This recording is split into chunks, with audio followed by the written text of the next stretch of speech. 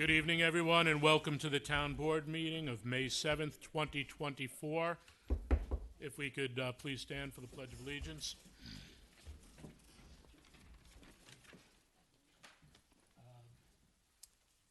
Sherry, could you lead us, please? To the flag of the United States of America and to the republic for which it stands, one nation, under God, indivisible, with liberty and justice for all. And if we could have a moment of, please remain standing for a moment of silence as we pray for an end to the strife in our world, and that we please remember all that have given their life in defense of our country and those who risk their life in defense, all of our first responders, our military, that go above and beyond every day to keep our society what it is.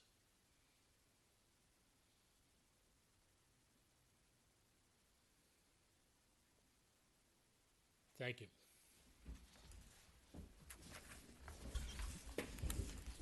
Don't worry about it.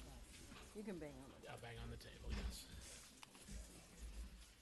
otherwise I had to move it. Okay, we'll start with introductions. To my right, Good evening, Diana Quast, Town Clerk. Supervisor Ed Lachterman, Sergio Esposito, Councilman. Luciana Howitt, Councilwoman. Patrick Murphy, Councilman. Adam Rodriguez, Town Attorney. Dave Paganelli, Highway Superintendent. okay. So it's a very short report today since we were just here last Tuesday. I will remind everyone of a couple of upcoming events. Tomorrow night is our Holocaust Remembrance event. Sunday night into Monday was Yom HaShoah, the Day of Remembrance for the Jewish people for the Holocaust. Our speaker this year will be Annie Kleinhaus. Very interesting story about her time growing up in an orphanage after having to flee Belgium, her home country, and just a wonderful woman to talk to, and I hope you could all come and join us here at Town Hall tomorrow at 7 p.m. We also have the Rochambeau Festival coming up May 18th and 19th from 10 to 4. That is over by the Grange. It's $10 a carload. They'll have reenactors each day. We'll have 2 different George Washingtons, 2 different Rochambeaus, and lots of different activities that should be also very interesting and give you a wonderful feel for what our revolutionary times were like. I will say that that is an actual campground that Rochambeau and his troops stayed at. There is a rock there commemorating it, and apparently that whole area by Maxwell Drive, Maxwell Court, was part of the encampments back in the day. We started work yesterday, on the Shrub Oak Park stream. There was some erosion issues with the wall of the embankment there. You could see some collapsing by the walkway. That work has been underway now. They're ahead of schedule. Hopefully we could get the rest of it done with the rain due to come in the next 3 days. They'll also backfill some of that area where the dirt was collapsing. So we should be hopefully done by the end of the week with that whole project. As I spoke about Holocaust Remembrance tomorrow, but we do have a couple of things coming up. Today is Nurses Day, and it's also Teacher Appreciation Day. So thank you to all of our teachers and nurses. Do we have any teachers and nurses here today? Nope. My daughter Vanessa. Your daughter Vanessa. All right. So everyone called Dave's cell phone at 1 a.m. to wish Vanessa a very happy Teachers Week. And then we also have coming up Sunday, Mother's Day. So I want to wish all the moms out there a very happy and healthy Mother's Day. Spend time with your family, and I hope you all enjoy the day. Sergio? Yeah, so very exciting this past weekend. The Yorktown varsity baseball team took on Lakeland varsity, the Lakeland Hornets versus the Yorktown Huskers, in something that's been come to be known as the Sorrentino Memorial Cup.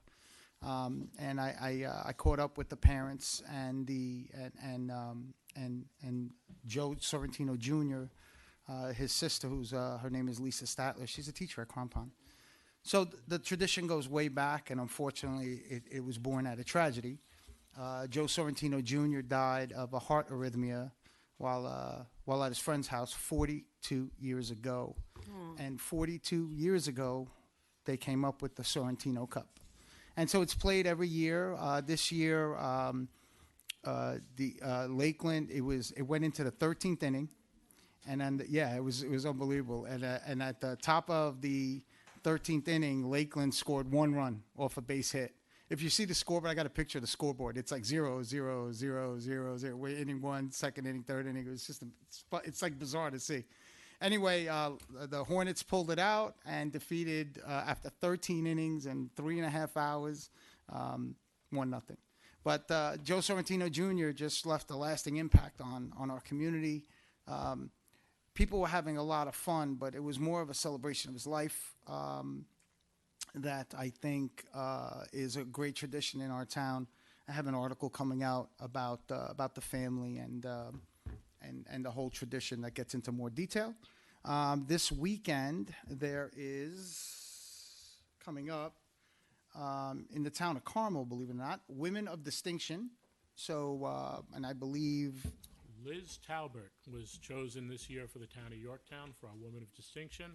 Those of you that don't know Liz, she is the executive director for the Alliance for Safe Kids and a tremendous, tremendous volunteer in our community and in working with the kids. Does some great, great work. Yeah, and then so that's I can't. 11 a.m. I'm going to be there, right? At Carmel Town Hall. Yep. At 4 p.m. on Saturday, there's an Eagle Scout recognition, Joshua and Jacob Ehrenberg. So that's going to be a monumental achievement for these two young men. And Twins. They're twins. Yeah, I can't wait to be there for that. Will you speak about law enforcement appreciation with the Elks? Yeah, I was going to say something. Okay, fantastic. And then I think at this point I'm going to just cut it short. Let's get on with our meeting. Thank you very much. It's great to see all of you. Lou? Okay, so happy early Mother's Day to those that are guardians, chosen mothers, and mothers at birth. I am excited to announce that on Friday, May 10th at T-Town for $30 at the actual gate, you can go ahead and do your pre-pick of the flowers that will be also for sale between 9 and 2 on Saturday, May 11th. And then right here in town at the Yorktown Green, there will be between 8 and 2 the actual sale from the Yorktown Garden Club, and they'll be doing it right across from Suburban so that we can go ahead and celebrate all those that help us bloom every day, whether they're the ones that live in your home or the ones that we meet along the way for Mother's Day. And I do want to shout out to my husband and several YVAC contributes, and also Mohegan Fire and Ambulance Corps. They're doing the EMS ride. I'm dropping my husband off in Boston on Friday, and he will be biking all the way to Washington, D.C. in honor of an EMS member who died in the active service. Awesome. I will see him in D.C. with my kids as they finish the ride and get to meet the family of the number that he gets to ride. So I just want to give them a big congratulations, and he better not come home with any cramps. Other than that, that's all I got. It's all yours. Great. Happy Mother's Day, everybody. Okay? Enjoy the weekend. And the garden club that Luciana just talked about is actually, it's a very good introduction to flowers. Last year I went there, I had no green thumb at all, and they gave me this thing, and it actually looked beautiful by the 2-3 weeks into it. Told you how to plant it, where to plant it, spacing, everything. So I just want to piggyback off that. Yeah, she actually just said that there'll be a table there for a little bit of know-how. Yeah, it's So- for people like myself. I take the shortcut. They have this bouquet thing Yeah, that that- they have. And the hanging basket? It's gigantic. I buy them every year, and they last Yeah, yeah. forever. The And whole it's summer. just simply The beautiful. whole They're summer's great. beautiful. Great event. Great people. And then Great club. Yeah, and then to piggyback off Sergio, Joe Sorrentino, I played sports with him my whole entire high school with him. He's such a class guy, and so happy that this thing it hasn't lost its wind. It's actually gaining speed, 42 years later, Wow.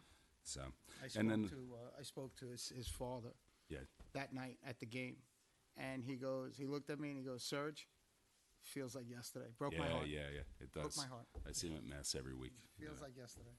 So, but law enforcement day is at the Elks from 5 to 9 on Saturday. And then there's one last thing, I'll wrap it up, is Fam Jam still has scholarships available. If anybody's interested, it's a $1,000 scholarship. There's 6 of them going to be given away. And if you go to famjam.com, you could apply online and take care of that. That's for high school seniors. Okay? And once again, everybody have a happy Mother's Day. David? I'm back. Welcome. Oh, my Lord. Happy Mother's Day, moms of Yorktown and elsewhere. Shout out to the nurses and the teachers, of course. I'll be real quick.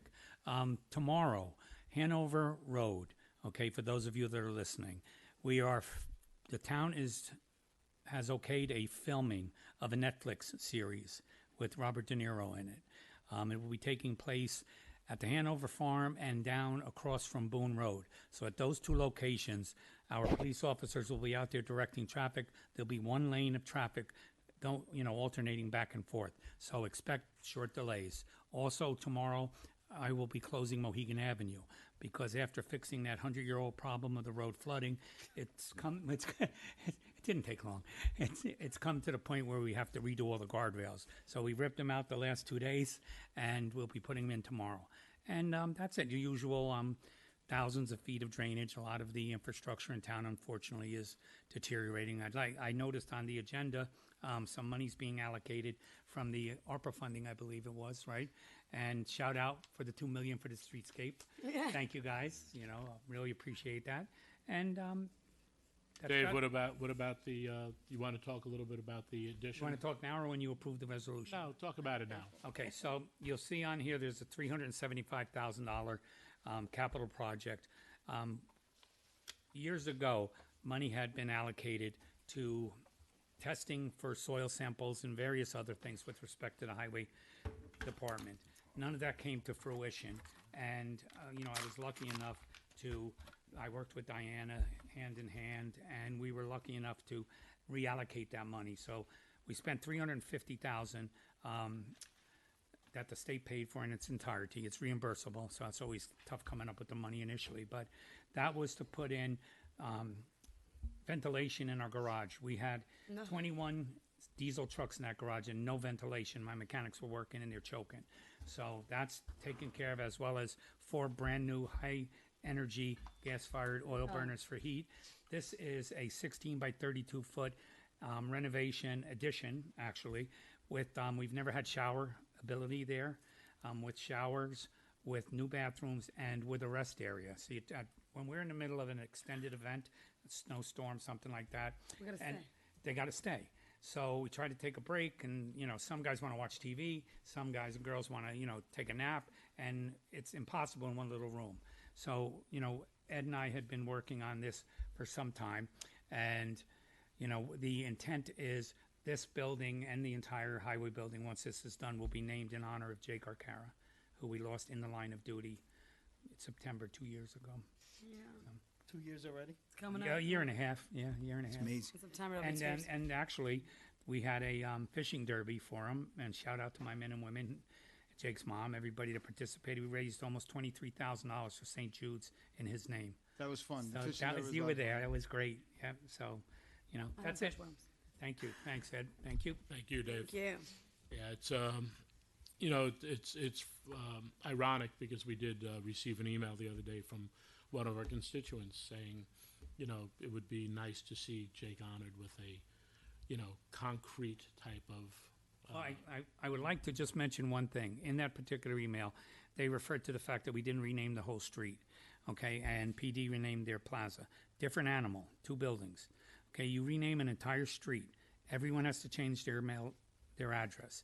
It's not simple. And even with respect to the road we're going to do for Tommy, we're naming it in honor of him, but it will not change the addresses. So that's sort of the protocol with respect to that. That is correct. But you know what, the intention and love for our worker who was unfortunately killed. That's what was the paramount thought in this gentleman's mind. And you know what? It was actually. I've received other emails from him that were not as enjoyable as that one, to be honest with you. And not Good that point. not that it's enjoyable, but to know that he cares about the employees and wanted to put that forward, I thought that was a wonderful thing. Agreed.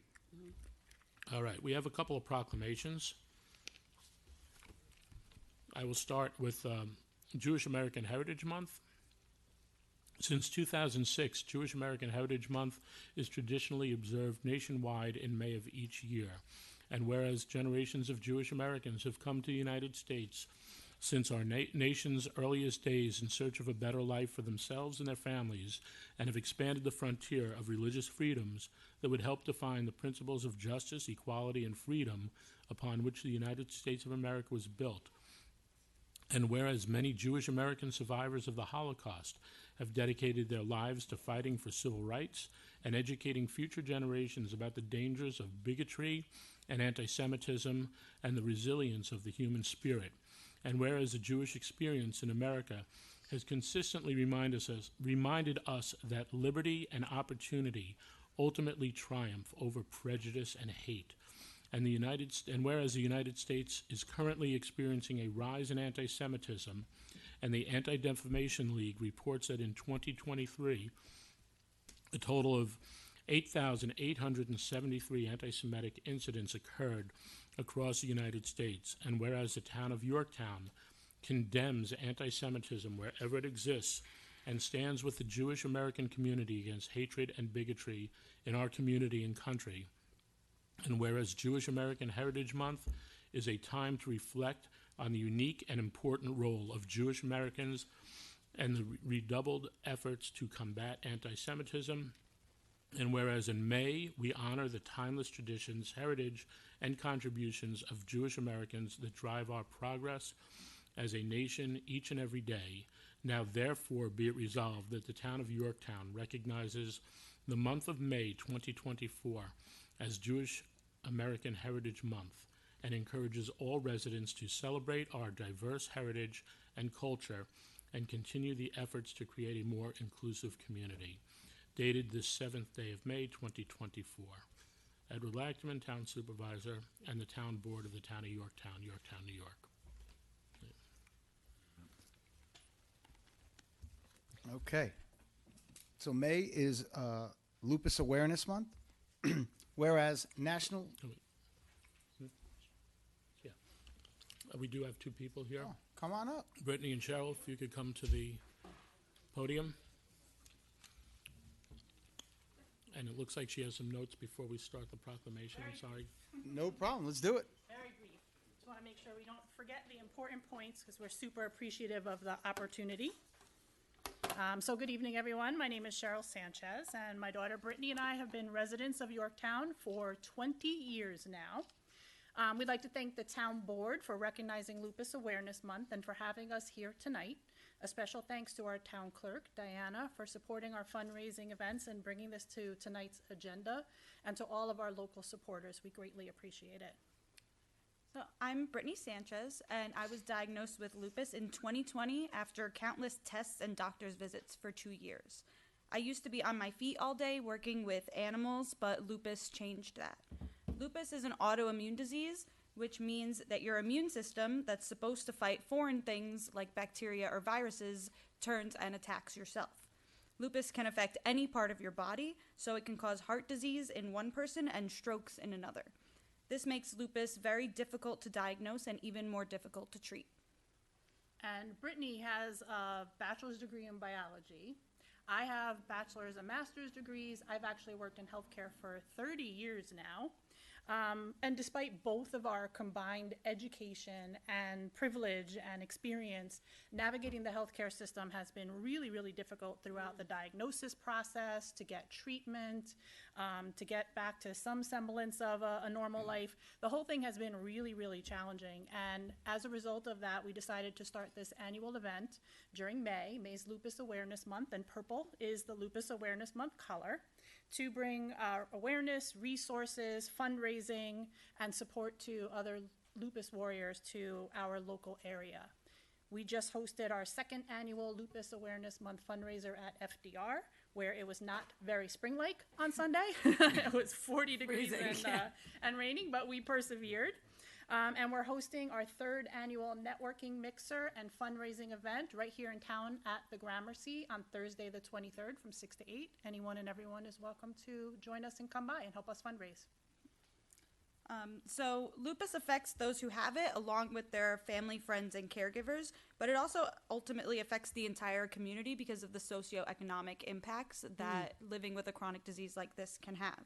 So proclamations like these in our local communities are so important so we can educate people about this lifelong disease that has no cure, and we can bring resources and support to people who are living with it.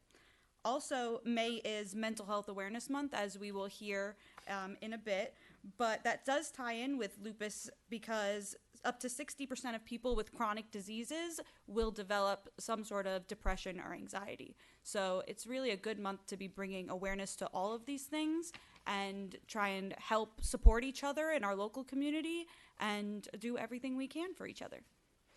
And again, we really appreciate the opportunity to speak here tonight and spread awareness as far as we can. Well, we thank you for Great. the education. Yes. Thank you. Let me get a nice picture here. We got to pause. There we go. Oh, that's perfect. Excellent. Thank you. All right, why don't Thanks you again, stay Cheryl. there while we read this, if you could? Okay, so it is Lupus Awareness Month in the town of Yorktown. Whereas National Lupus Awareness Month, recognized every May, is an opportunity for the lupus community to join together across the country to raise funds and awareness of the physical, emotional, and economic impact of lupus. And whereas an estimated 1.5 million Americans suffer from lupus, the chronic inflammatory autoimmune disease that can affect various parts of the body, especially the skin, joints, blood, and kidneys. And whereas this inflammatory disease is caused when the immune system attacks its own tissues and affects the overall well-being of the person in many ways. And whereas purple-colored clothing and accessories are among the most common items used to display support and increase awareness of lupus. And whereas increased resources for education and continuous research are imperative in order to conquer this disease, and whereas lupus is more common among African American, Hispanic, Asian, and Native American women, and whereas working together, our objective must be to uncover the cause and find the cure for this devastating disease. And whereas citizens may observe this month by educating themselves and others on lupus symptoms, the impact of lupus, and to support lupus through attending programs, doing research, and supporting lupus patients throughout our community. Now, therefore, be it resolved that the Town Board of the Town of Yorktown hereby proclaim May 2024 as National Lupus Awareness Month in the Town of Yorktown. Dated this 7th day of May 2024.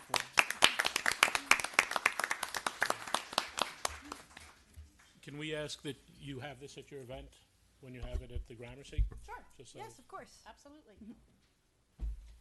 It really is one of those hidden autoimmunes because my foster daughter has Lyme disease, and in doing so, we had to go through a lot of lupus information because there's no signs for either one. Yeah, that's right. And a lot of the blood work and the tests and stuff I heard someone recently compare it to an eclipse. Everything has to line up perfectly. And you have to be flaring Yes. in order for it to even be. Exactly. Because if not, they're like, oh no, it's fibromyalgia or something. And Yeah. I experienced it a lot. And I got to meet with a lot of lupus patients because of her Lyme disease. Because again, if she wasn't in her full alignment of flares and neuropathy and everything else, they couldn't diagnose her. Yep. So it was, it's really brave of you to talk about it. Honestly, it's ridiculous that you had, excuse me, guys? 2 years. I think it's absolutely ridiculous that you had to you faced challenges to get treatment. That is just one of the things, if I could wave a magic wand, that's what I would change in our healthcare system. Because we have really a great appreciate healthcare that. system, but it is ridiculous to get anything done, and it's red tape, and meanwhile you're suffering. Yes. And nobody cares, and it's unfortunate. I'm sorry about that. Yeah, thank you. I really appreciate it. And that's what we're trying to do is we're trying to help other people hopefully before they get to my point of disease, where they can hopefully maybe start treatment and prevent it from getting life altering. But you know, we've come a long way, because back in the 70s, lupus was a death sentence. Yeah. So things like the Lupus Research Alliance that we work with and Lupus Foundation, they're very helpful in spreading awareness. But it's really important in local communities to reach out and make sure that people know, because you know, it can happen to anyone. But the fundraising is important, and it's also important for the families, because the socioeconomics of it, finding a specialist that works with just lupus. Yeah, I go to my Manhattan. experience was just Lyme disease. Like, Yeah. getting an appointment with somebody like that, and the cost of just a consultation. I mean, I was paying up to $25,000 an hour. It was incredible. I'm like, this can't be for someone. You can't. It's not sustainable. Yeah, I'm so privileged to have my mom who can support me, because I'm unable to work full time right now. Whereas I was working every day on my feet, 12 hours a day. But since I'm in this position where I don't have to worry about a house over my head or food on my plate, that I want to help other people, because I know it could be so much worse. It's commendable. Yes. Thank you for Good sharing. job. And good job, Mom. Sweetheart. Yes. Happy Cheryl. Mother's Day. Yes, happy Mother's Cheryl, Day. Happy Mother's Day. You're doing a great job. Cheryl, The overall message is advocate for yourself. Yes, Amen. 100%. Yes. it's nice to see you. I haven't seen you You in a too, while. Serge. I know it's been a while. And Brittany, I appreciate that you have purple glasses on. too. Thank you. I know. Nails, purple bracelet. Purple everything. There you go. All day, every day. Yeah. For the month. Thank you guys so much. Thank you. All right. All right, I'm gonna take it on. Yep. I'm gonna, off of that, I'm just gonna lead right into Mental Health Awareness Month. So, whereas May is recognized as Mental Health Awareness Month, and whereas mental illness is defined as a medical condition that disrupts a person's thinking, feeling, mood, ability to relate to others, and daily functioning, and can affect a person of any age, race, religion, or socioeconomic status. And whereas statistics show that 1 in 4 American adults experience an episode of mental illness each year, and it is estimated 4 million children and adolescents in America suffer from a serious mental disorder. And whereas with treatment, recovery from serious mental illness is not only possible, but probable. And the town of Yorktown is proud to work with the advocacy organizations such as NAMI of Westchester, National Alliance of Mental Illness, to break down barriers, stigmas, and fear of discrimination that keep many from seeking help through available mental health services. And whereas good mental health, as promoted by local organizations such as the Alliance for Safe Kids, is critical to the well-being of our families, communities, schools, and businesses. And whereas early intervention has proven to enhance learning, communication, social skills, and underlining brain development, now and therefore, be it resolved that the town of Yorktown recognizes and celebrates May as Mental Health Awareness Month. And be it further resolved, the town of Yorktown urges all members of our communities, businesses, and civic organizations to assist in increasing awareness and understanding of mental illness. And be it further resolved, the town of Yorktown recommits to enhancing local services that further assist our residents achieve recovery from mental illness. Dated 7th day of May. Ed Leckerman, Town Supervisor. Thank you, Luciano. And as a somatic practitioner, not a life coach, Dan, but that's okay, I want to tell you that there are different modalities to helping mental illness, and that if talk therapy doesn't work, seek out different licenses. There's not one way to heal. That's not real. It is our job in this community to offer seeds and soil so that everyone has a chance to grow with whatever they're dealing with. And I got to tell you, there was just an event, right? It's called 15 for Life, and it was a story of Robert Cabot. Rob Kevovit, right? And what happened is he was an all-star player, an all-star lacrosse player, went to college, was an unbelievable lacrosse player there, lived in Yorktown, came back to Yorktown, raised a family, and one day just, and nobody even saw it coming, took his own life. So and he was suffering from mental Sad, yeah. mental illness. And there was an event. There was a lacrosse game. It was we played Mamaroneck, Yorktown High School, and it was last week in his honor and in his memory. And his brother was there, and he spoke, Yes, and Jeff. it was just very touching, and it was to raise awareness. But you know, it's out there, and you shouldn't be embarrassed about it. I mean, you know, there's health care and there's mental care, you know, and they are the same. You're not embarrassed to go to the doctor. You shouldn't be embarrassed to get help if you're suffering from something like that. And that's what 15 for Life's all about, is just about not being embarrassed and asking for help. Yeah. You know, And he wore 15. His number was 15. He wore 15 because he had one brother and 5 sisters. Now no. One sister, one 5 sister, brothers. 5 brothers. I'm sorry, I confused it.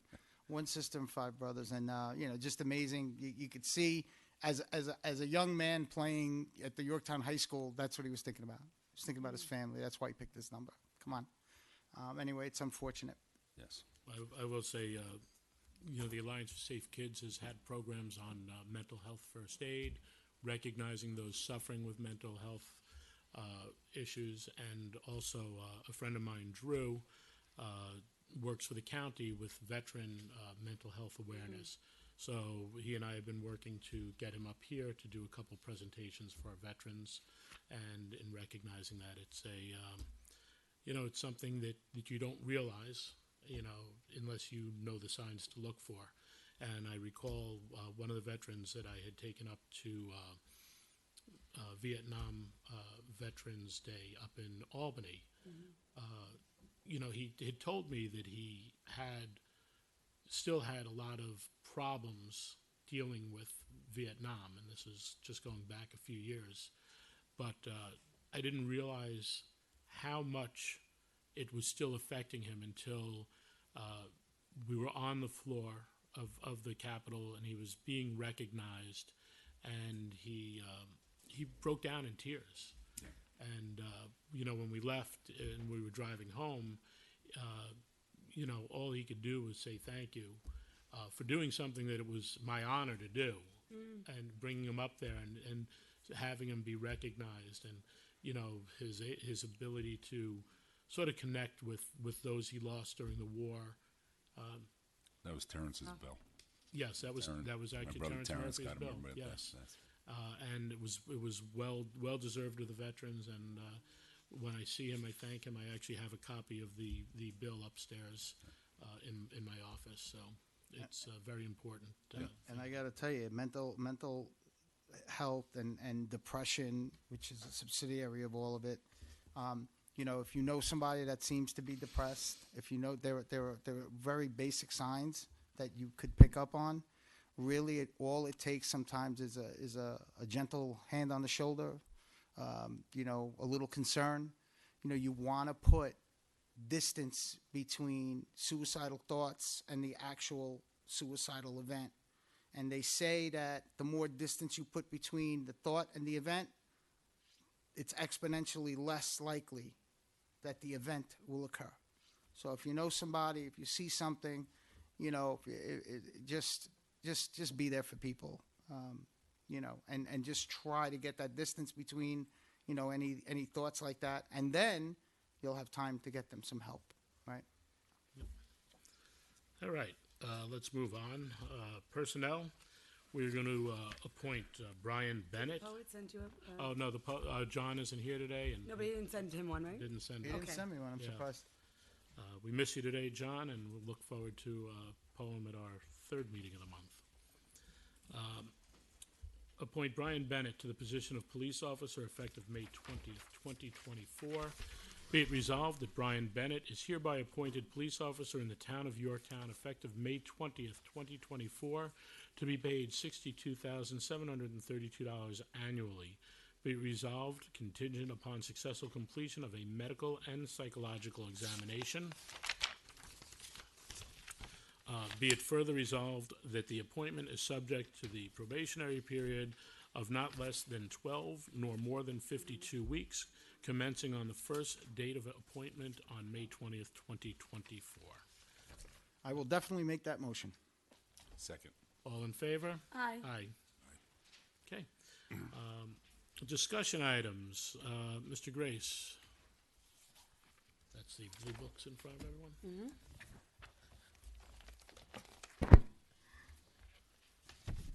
Good evening, everyone. Good evening. This is the Navajo Fields application for the housing project that we discussed earlier in the year. I think the last time we were here, we discussed that we would try to meet with the individual council people to further explore what it was that we were looking to do up there. So as a result of those individual discussions and further examination of what would be necessary to move the project ahead, we feel that probably the best approach to this particular project would be to extend the overlay district, the Osceola overlay district that was in part of a legislation that was enacted several years ago. Actually, when going through it all, we were kind of surprised that that prior legislation didn't include this property. And quite frankly, in order to accomplish any of the goals that the overlay district sought to accomplish, which was the revitalization of that corridor, sewers was going to be something that was going to be required. Otherwise, everything's going to be status quo, and it has been that way, and that's been the impediment since forever. So it seems remarkable that this property was not included in that prior legislation. So we think what you should do in order to further the aims and the goals of the prior legislation and to move this project ahead is to extend that overlay district over this property. This project will bring, as you know, the sewers into the corridor and provide an opportunity for real revitalization of that entire corridor, including sewers, streetscape, et cetera, et cetera. This is a project that has at least a gravitational pull to make that happen. And rather than, and it made sense. Again, it may have been oversight, it may, whatever, so. I would say that this is a very laudable project to do the sewering there, and it's a very expensive project. Absolutely. And I don't think that it was included because we did not think that there would be a possibility to get that sewering running through that whole area based on a project. So that was probably a large part of why it was left out of the original. It's also a recreational area for that overlay with recreation in mind. So I think that, you know, with what's over there already, adding to it, the sewering does definitely now make it worthy to look at to see about bringing it into that. Yeah, you know, when you do these types of things, I mean, you have to look for something that has enough gravitas in order to move what it is that you want to move ahead. This project does present that, and we're hopeful. And basically, it actually fits with the whole Character. Yes, and the idea and the intent and purpose of the overlay district anyhow. So what we've done is we provide you a package that includes both the prior legislation and the backup documentation for that the enactment of the overlay district up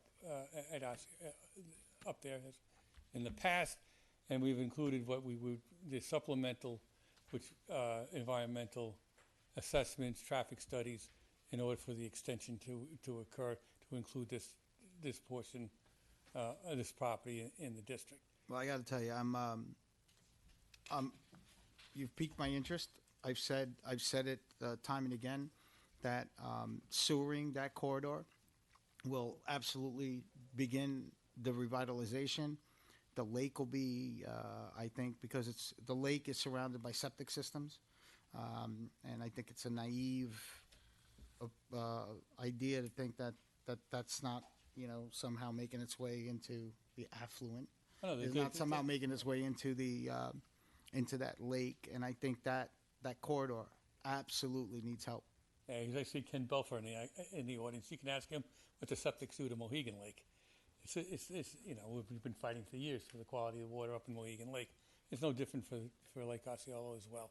And the thing is not only that, but you're talking about drainage, you're talking about a streetscape, traffic quieting, infrastructure could be included when putting in the sewers.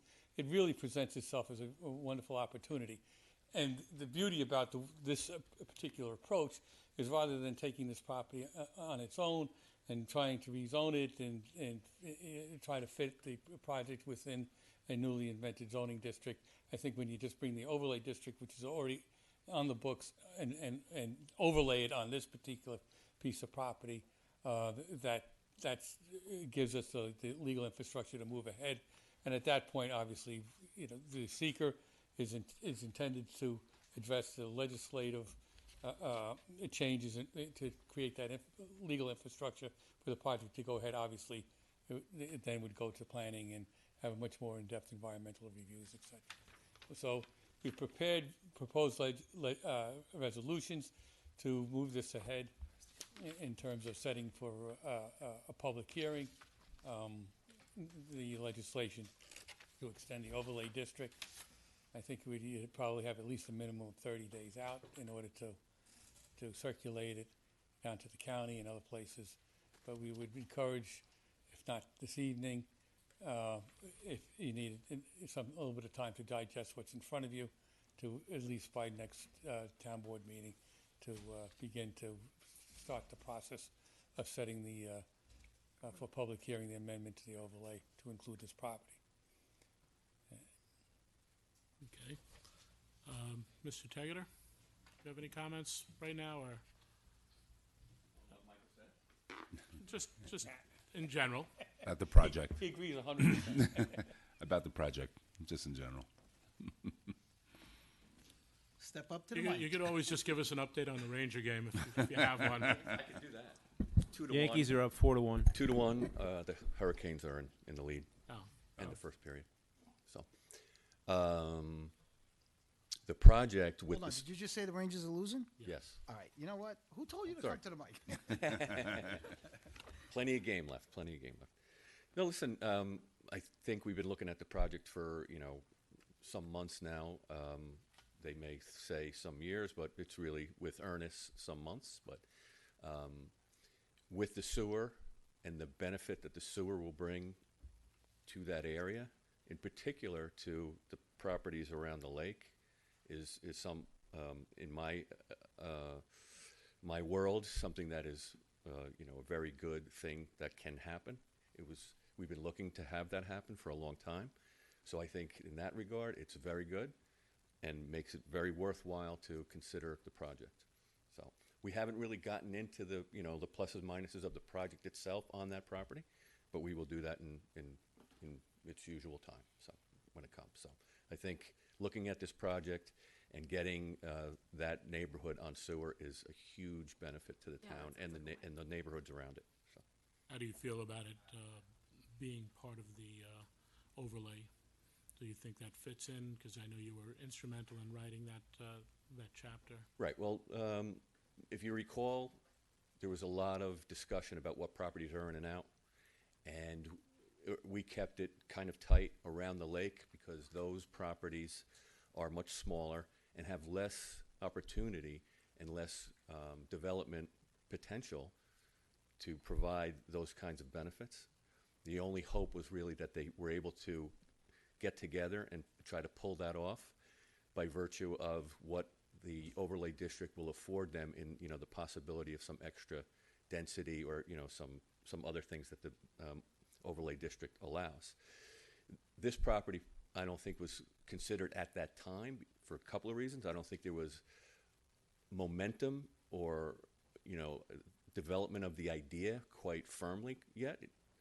I think we had some early discussions about it, but secondly also because it's a 50-acre property and has less of the constraints that the smaller properties do on the resource of the lake, et cetera, et cetera. So at the time, those properties around the lake seemed to need the overlay district more than this one does.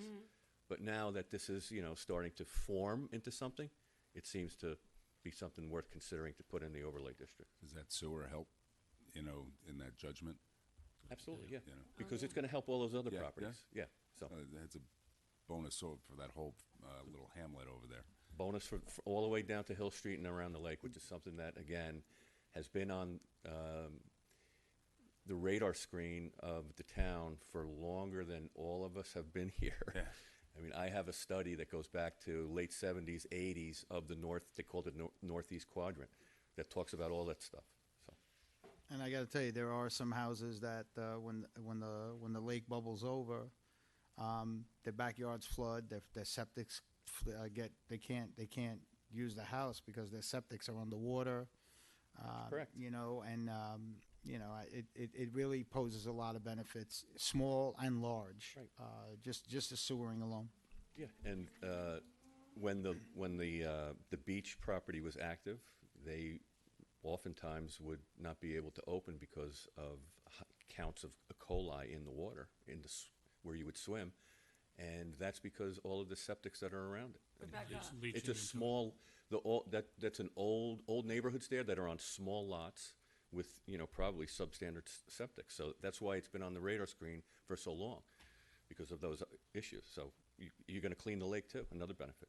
Yeah, no, and my heart goes out to those residents, but absolutely, and the cleaning of the lake will lead to hopefully, some kind of revitalization with the sewers and with Osceola with this Lake could be project. a destination. Yeah, could be. Again, That's in the comprehensive plan and been on the radar screen for, like I said, Ah, a long I time mean, before us. I get- The resource of the lake is a great resource to sort of leverage that interest, but you need to It have makes sense. the proper development there. so John, at our next special projects meeting, bring a list, if you don't mind, of the properties that would be in that zone that are actual, like I know we have George Roberta over there. There are probably 3 or 4 that pop into mind, and maybe we could have, a little tete-a-tete about what are we going to do? What would we like to see, what vision other than the sewers? And then maybe we could bring all the stakeholders in and have a little meeting about that. Sure, That'd be great. sounds great. Good idea, Ed. Yeah, if I just may, I thought you were done. what? Chance. No, again, I think this project presents a very unique opportunity that we've been looking for decades. I just want to bring to your attention, there is a project up there on that. I think somebody's looking to put a waste transfer station up on the property of which was Tondorf's property, and I'm asking you just to take a serious look at that, because We had some residents come in yesterday for the planning board, even though it really wasn't on there, it was a referral. And we have quite a few people asking that to be And, looked at. and, the, so. and the reason being is that, you have to, in your position, you can't control what goes on out there, who comes in, who doesn't, how people are investing in their property doing this. So you have to look, you try to encourage the right investment, the right projects, and seize on the right opportunities for the benefit of the future of the town.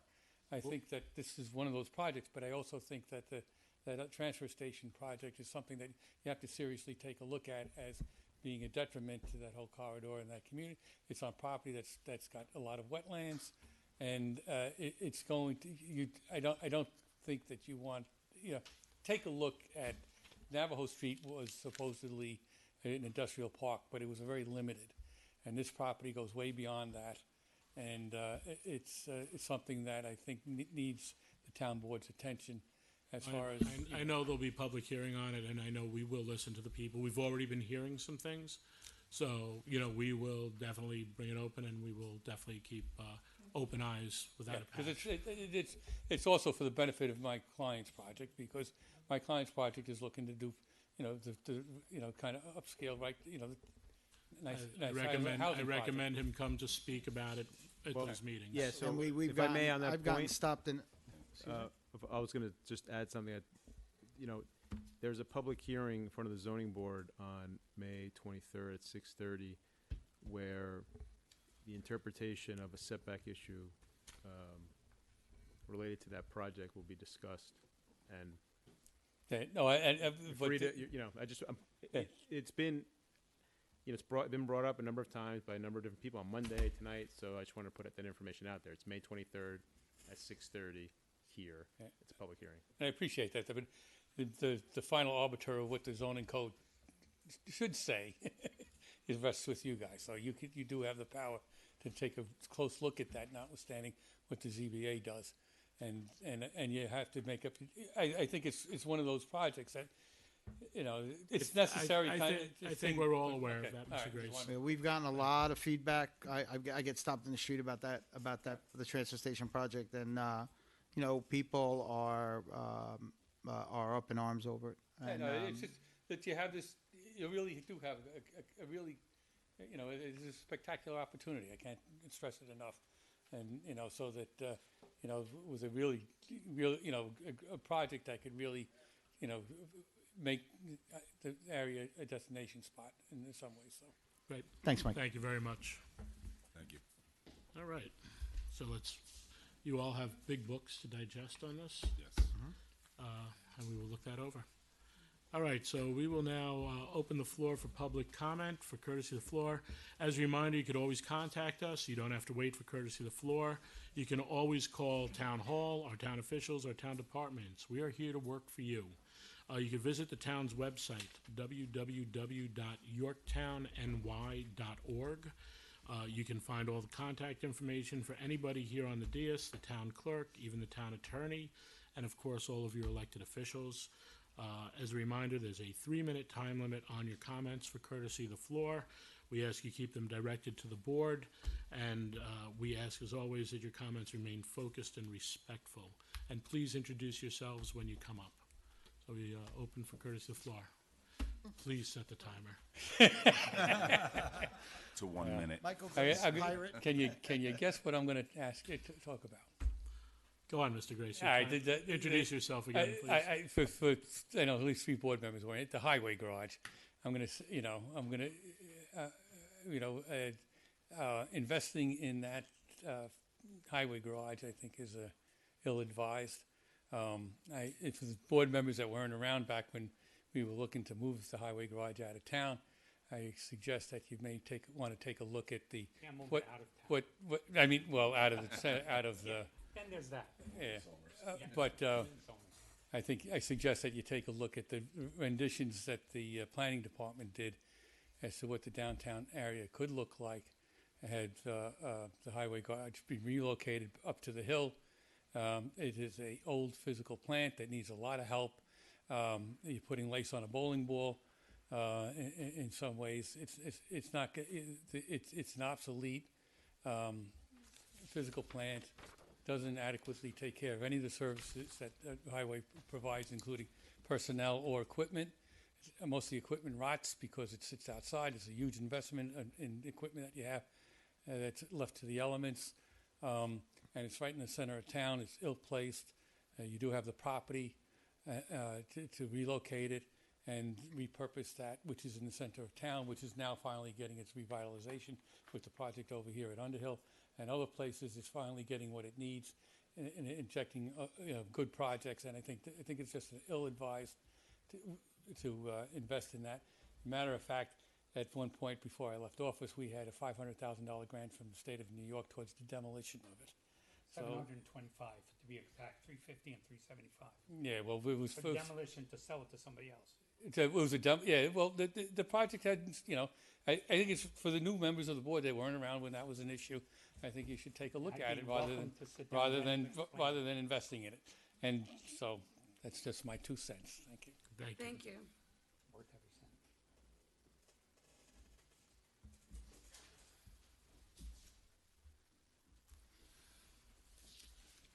Good evening, Susan Siegel. Hi, Susan. I have some questions regarding mostly the comments at last week's town board meeting. On the Hunter Brook Pump Station, at last night's planning board meeting, we learned that Toll Brothers will be doing some needed I&I work and will pay towards some mitigation. As the sewer issues are town board's responsibility, not the planning board's, can you tell us exactly when the planning board discussed this arrangement, and especially any dollar amounts that are involved in the arrangement? I've submitted a FOIL request requesting some documents about this. About the Halleck's Mill pump station replacement, I'm somewhat confused. Are the plans done, or are they still a work in progress? Your comments last week were not clear. I'm asking because the town board authorized $363,000 to EDR to prepare the plans. That was back in December of 2019. But according to the town's ledgers, it looks as if the money hasn't been spent for those projects, for that project. So what is the actual status of the plans? Are there plans? Regarding the comments about the lack of an Army Corps of Engineers permit for Underhill Farm, we were told that it was the Corps' responsibility to submit comments to the town to the planning board during the seeker process, and it didn't. Can you explain this apparent contradiction?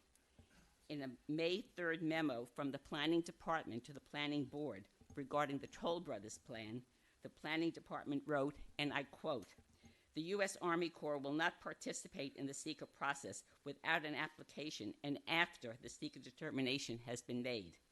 So why one explanation for Underhill Farm and another one for Toll Brothers? On the Fieldstone Manor Code violations, you said you're working on it. Can you please be more specific? Exactly what measures is the town taking regarding the violations? For example, are the apartments being occupied without a CO? Has the owner been taken to court for his violations? Something about the open meetings law. At last week's meeting, at the last minute, and without any discussion or explanation, you approved a $5,000 stipend for a town employee to complete a report. When did the town board discuss the need for this unanticipated expenditure?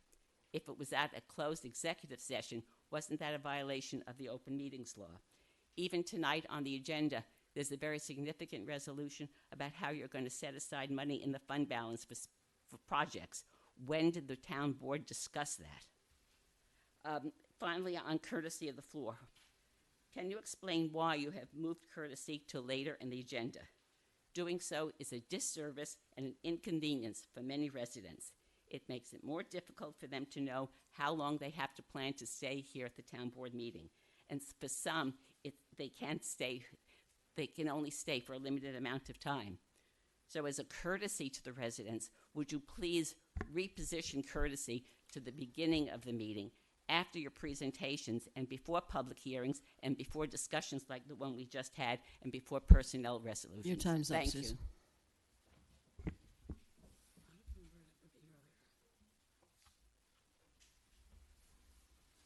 Good evening, Jay Kopstein. First, I'd like to thank Mr. Rodriguez for reminding everybody about the ZBA meeting on the 23rd at 6:30 p.m.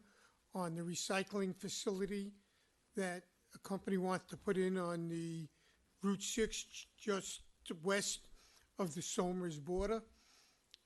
First, it may be the first of two ZBA meetings. The one that's coming up is to discuss the 200-foot setback, and they've also requested a second public hearing that if they lose the 200-foot setback, to ask for a variance for a 100-foot setback. I would ask that the supervisor authorize the town clerk to notify the board of the town of Somers about this CBA meeting so that those residents in Somers who live well within the 200-foot boundary limit are aware of what's going to happen and they can voice their opinion. Thank you. Thank you.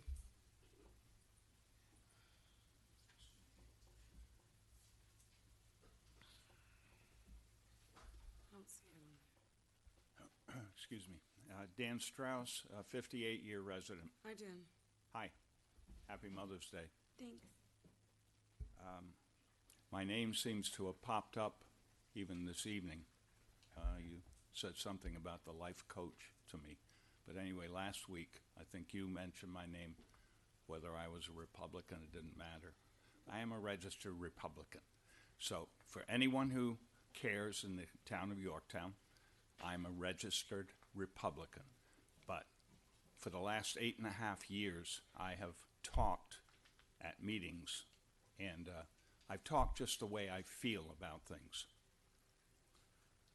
Okay, so I went to a Parks and Rec meeting last week, Thursday evening, and I hadn't been to one for a while, and Ms. Howitt, you're the liaison. And you took your time, Mr. Esposito, to go there. And it came up about the garden club needed water for one of their islands. Baldwin and 202. I told them that if they get the water, I'll put the water there. Because it seems like no one can get them the water in the town for this one island across from Friars. So I took it upon myself to speak to the lady at Friars. And she said she'd give me the water. They have an outdoor spigot. So I'll get and I don't care about the traffic. I'll go and get the water if that's what has to happen, and I'll water it because I think they're great. That's why I pick up litter, because they keep the town beautiful. Okay. Number 2, the trucks on Route 6. I made a comment that if you give me the name, I'll check it out. So I took it upon myself last Thursday to go over there. And I got one truck and North American Van Lines with Coleman. And it took me 2 phone calls. I got their corporate office down in Birmingham, Alabama. And I got a wonderful lady on the phone. And she gave me the whole scoop, what the deal was. And she said that the gentleman who owned the truck had already contacted the local police. So I have it on my phone. So he has contacted the local police, and meanwhile, someone said to me, all you have to do is run a license plate. The police could have run license plates. She asked me because I took a picture of it. Okay, so I don't understand really what's going on. But the guy said he was going to move, and sure enough, I went back today, and he's moving. So go figure it out. I don't understand. For 6 months, this has been going on. There's something that's beyond me. And there is a sign that says no commercial and no overnight. Okay, and my last thing, when I came over here tonight, there was garbage all over Granite Springs Road by Sparkle Lake. Someone chucked a whole carload. And you say you can't do anything, and I say I could, because I did something about the water, and I checked something out about the van lines. And you tell me to do it, I'll do it. Thank you. Thank you, Dan. Thank you, Dan.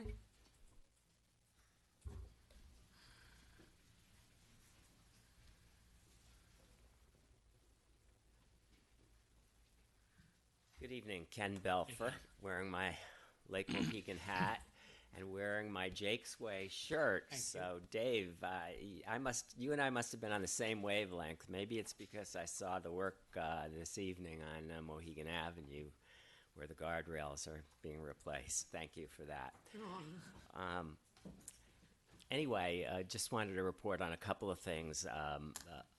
The town board passed a resolution that I had requested in support of some legislation in the Senate and Assembly related to nutrient inactivation, because DEC currently doesn't permit that in New York, although it's permitted in most other states. And I want to say that I think we have a very small window right now, because the legislative session ends soon, and I'm trying to do a push. Putnam Valley, I believe, is going to pass a similar resolution tomorrow night. Cortland and North Salem have passed it, and I'm talking to the supervisor of Southeast. But 7 of us were up at Lake George Thursday through Saturday at a statewide conference of lakes. And they allowed me to present there and to ask people from lakes all around the state to get on board and get to work on this and contact their legislators. So Why am I not surprised? I'm hoping we're going to gain some traction there. But also at that conference, I actually presented at 2 workshops, but one of them I was co-presenting with a professor from State University of New York College of Environmental Sciences and Forestry, with whom we did a study last year when we put in the new aeration system of the impact of aeration. Because he said there are very few real studies done about it, and specifically about the impact on algae. And we met with him among a number of other meetings we had. It's so productive when we go to this. We met with people from DEC, we met with other lake management contractors. We met with people from other lakes. But anyway, we met with the professor, and we got him excited about extending his study and expanding it for another year. So we're going to be continuing the study of the impact of aeration. And people were very intrigued with what we presented. I already got an inquiry from somebody from one of the Finger Lakes who wants to possibly do aeration this year. So it's been an interesting ride, what we're working on at the lake. We're working on many different things, and I actually was out there for a couple of hours today taking samples and readings. So here we go with another lake season. Great. Thank you, Ken. Thank you. And thank you so much for being so active. for all your Thanks work, for doing Dan. all your work. It's amazing. Hello. Howard Gould. Hi, Howard. Been here since 1999. I want to give kudos to Councilwoman Luciana. Thanks. I think it was last meeting or the meeting before, you mentioned something about the reason you are here late is because you like to ask questions. I just want to give you kudos for that. I feel in today's, and keep asking questions, because in this day and age, with everything going on with the colleges, people blaming this side, that side, that side, if people would just sit down and get to know each other and ask questions, they would understand. I know I went to the supervisor several times, I think when we were talking about knocking down trees, and I gave the supervisor an example of that song by, I can't remember the singer that I talked about, something about cutting down the trees. Right, for a parking lot. Thank you. Well, I should be facing this way, but thank you out there. And I didn't understand, and I said, well, then can you explain it to me? And I was going to come back with an answer simply saying, remembering that my father, by the way, was president of a civic association at the time in Brooklyn. We lived in near Canarsie, Ralph Avenue, 57th Street, between K and L. He owned property there. And I was thinking, too, from our conversation, that if somebody came in and told my dad he had to cut down his tree, I would have been very upset, rightfully so. So I just wanted to add that story to the conversation. But how can we really sit down when you got this one on that side, that one on that side, everybody's not listening? But if we sat down and listened to each other and questioned, and like I said, everybody's been transparent. Sergio, Patrick, Pat, even That highway guy. the highway guy. We spoke when you first. I've only been here 12 years. And you've been here, and when you were sworn in, I remember storms, and we joked about it because every time we had plenty of rain, and we joked about it. But I want to thank everybody, and I figured let's talk about good things and compliments. And when I told you also to disclose something, and I told you about my dad who has dementia.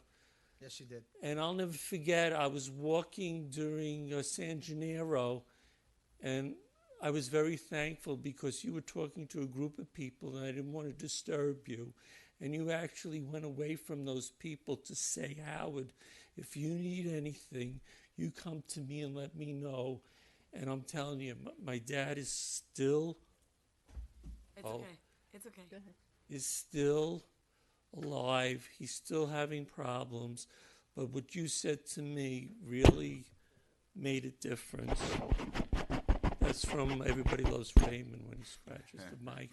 But it just these little things people can do make life such a difference. And the community of Yorktown, I got my community Yorktown shirt on, and the community's all amazing. And like you said, Supervisor, it doesn't matter, NS, LAZ, whatever.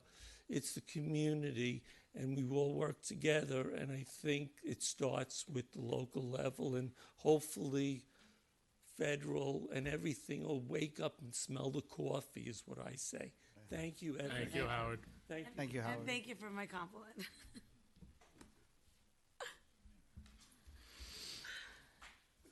Dave, you threw him off by not wearing your red shirt and yellow hat today. Next time I'll wear Hey, red and blue. Hey, Anthony. Anthony Pichette. Hi, Aunt. It's hard to follow. But great sentiments there. Just a few quick questions, and I always love seeing you, Dave. I just love seeing you at these meetings. So this is perfect because I wasn't sure whether to talk about this. So Oh, go right ahead. and my question to you and to anybody is on Veterans Road between, is it Greenwood and Commerce, which is by YCNS, by the, is there a possibility to make, I mean, cars flying down there, and you got the theater, you got YCNS, and you got the, at the end, Legion. with the sports workout club. place, Yeah, East Coast. and Coast. I didn't even coming back there late at night, going down there when you have lights coming from the other way, and kids are they're just going out in the middle there. That whole stretch is all kids, and I know it's not a school, but I'm wondering if there's some way to do something, because the other day I was about to email you because, of course, you see the transportation trucks, because it has the big logo, so you know who to reach out. You can't reach out to all the cars and go, hey, stop, slow down. But cars are flying, they're flying down there. And I obviously am doing this because I have a kid that goes to school there, and a lot of kids go there. So, but like I said, you got so many things, so many kids-friendly stuff going there. So I'm just wondering if there could be a discussion about something to do with that road, because that's a scary thing. I'm gonna ask this too, and I apologize, you might have said this already, but is the traffic meeting public, and if not, could it be in the future? That's the second question. And my third question, if you can talk about or direct me to where the conversation was had, because it's hard to watch all the previous meetings and all the stuff. So for the Kmart section, I know there were apartments that were there was a discussion about the apartments there, and they look beautiful, by the way. The layout looked good, and the supervisor was really excited about it too. So that's great. So we got all the but that went away, and now we have what we have now. And I know there was a comment, or there was a discussion about Oster Properties couldn't purchase it because Kmart was charging too much. That's not true. That's over. Okay, so if you could discuss that, or point me to somewhere where I could learn more about it, I'd appreciate it. Yeah. Thank you. Thanks, Sam. Okay, I'll address. Well, hold we on. need to finish, Dave. Oh, I forgot. We have to Been close. 10 years. All right. 12 Anyone years else? of, Anyone else for storms. courtesy of the floor? Can I have a motion to close courtesy of the floor? Motion. Second. All in favor? Hi. All right. Of the storms. So let me jump into a couple things. And Dan, if you're online, you could come up as well. I know he watches a lot. So the Halleck's Mills and the 5 pump stations that we're working right now were all approved in 2019. COVID hit; they got put on the shelf. When I came in, I dusted off that shelf with some concerns over the sewer districts and the INI and the pump stations that we were on consent to get taken care of. So they got pushed down to EDR probably in the first or second week of February. So they are in the planning and development stage again, to having the plans rewritten. There was some value engineering things that were being looked at, but those are coming along.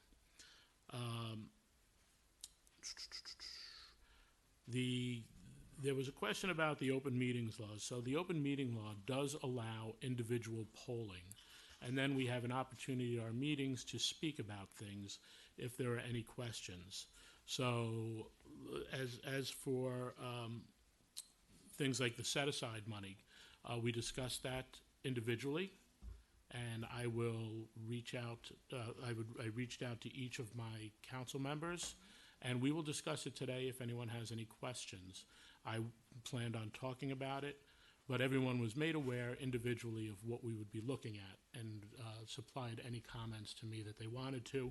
And if they have any tonight, they're more than welcome to. The same thing happened with the stipend last week. We could actually, I prefer talking to someone just in case they have questions, but the law also allows anything that's not real time, such as texting and or phone or email. I prefer making a phone call and having a conversation. Individually, just to Yeah. be clear. Yes, individually. As long as it's less than quorum, and that is allowed in the open meetings law.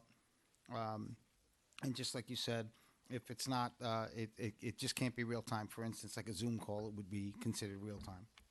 Excellent point about notifying the Somers Town Board and Just as a Rob. point of order with that, whoever the applicant is, if the ZBA or the planning board, whoever it is, or town board, that applicant under our law has to notify the surrounding communities.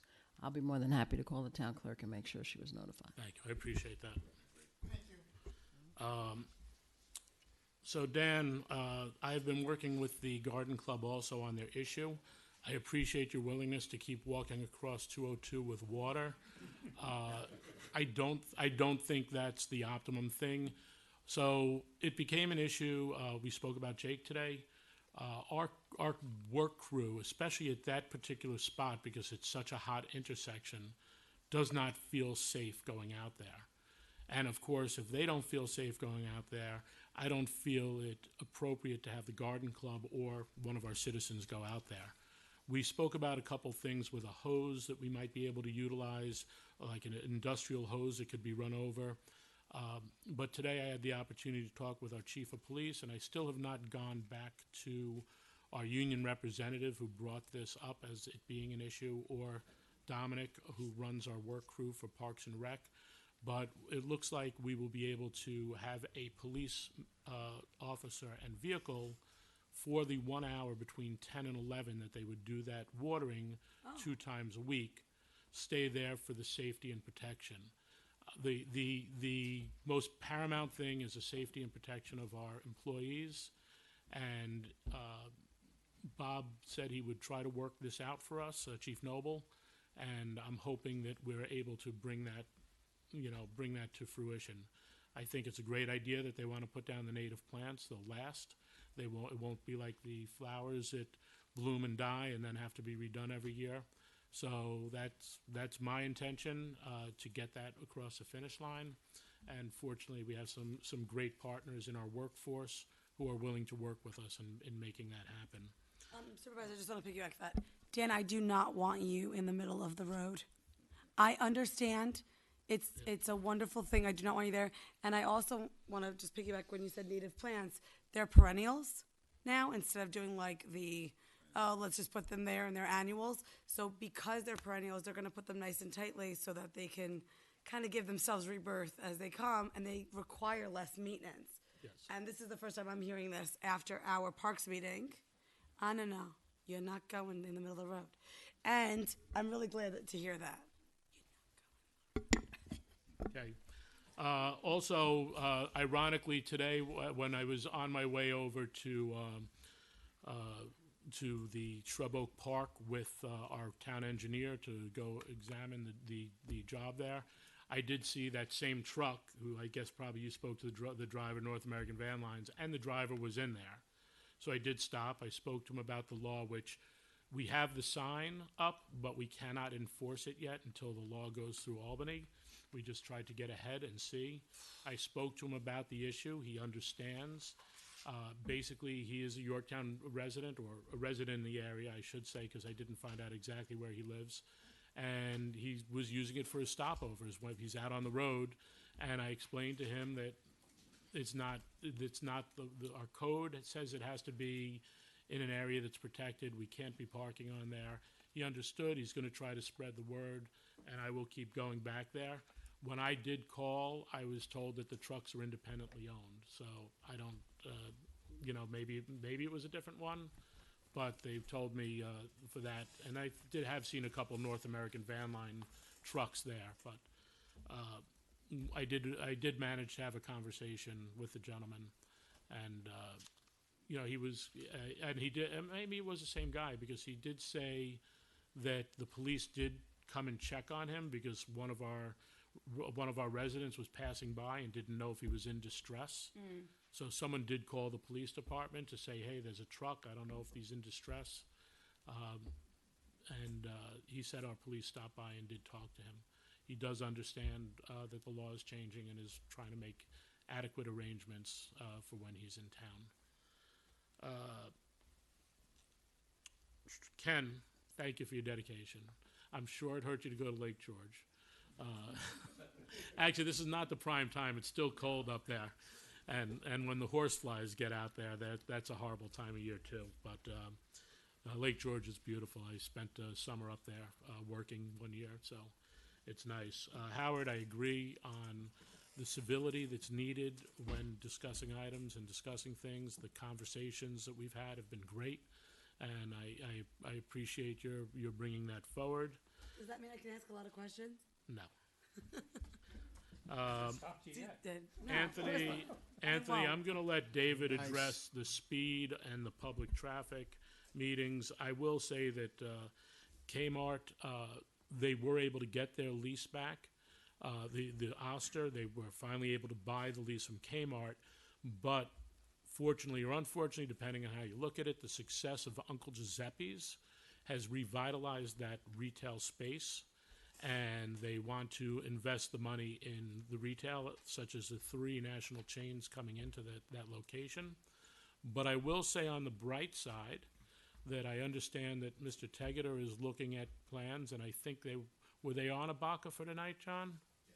The Triangle Shopping Center is coming in with a huge renovation, probably the most money spent in the downtown area in decades. They're going to redo the facades, the sidewalks, he went through a litany of things, and apparently because of this, Acme is now going to invest in that store and do a full internal renovation as well.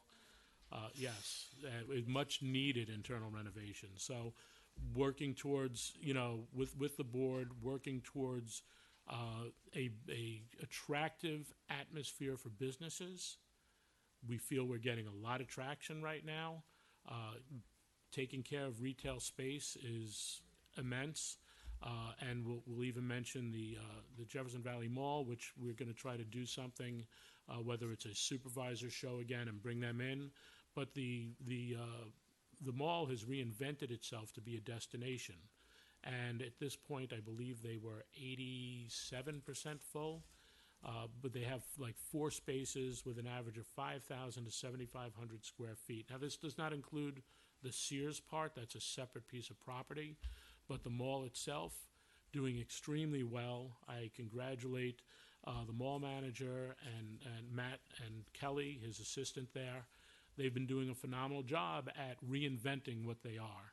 And I think that is essential for them to be successful. And it's essential that we all go there and visit and spend a little money there, do our shopping there, and shop local. Yes, shop local and give them an opportunity. Oh, and they're actually getting Lavaletta Pizza and Italian restaurant is moving from Cortland in there. I believe within the next 3 or 4 weeks, although I was told the owner was a little too optimistic for how things move, but he was ready to make the pizza. Yes, right then and there. So he's got a big great following. restaurant. Yep. Also, just so you guys know that on June 28th through June 30th, to back up what you're saying, they're doing a Jurassic Park kind of like exhibit where you can walk through and meet all the dinosaurs for kids. And it really has become, well, that will be a roaring event, is what they said. But they have had all these cool events that are coming up. So if you go on Jefferson Valley Mall, the link, you can go ahead and get tickets. All right. You just reminded me to get them when you said that. Mr. Paganelli, do you want Sure. to? I have a couple comments to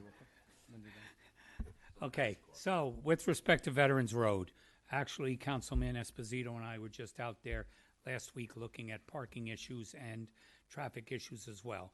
As far as the buses that are coming down that road, they're not supposed to be coming down that road. I said that 11 years ago when I was on the town board, okay? Their site plan insists that they go out to Pines Bridge Road in Somers, and that's the way they're supposed to go. I met about 6 months ago with 2 representatives from BOCES, and it's all that traffic is going to BOCES, coming from Haldane, all over the county. That being said, they were somewhat amenable to addressing it. I had reached out to Somers because they said there was a problem with egressing out onto Pines Bridge Road because of bushes. Spoke to my compatriot, Somers superintendent, who used to be with us, and he went out there and cut the bushes down.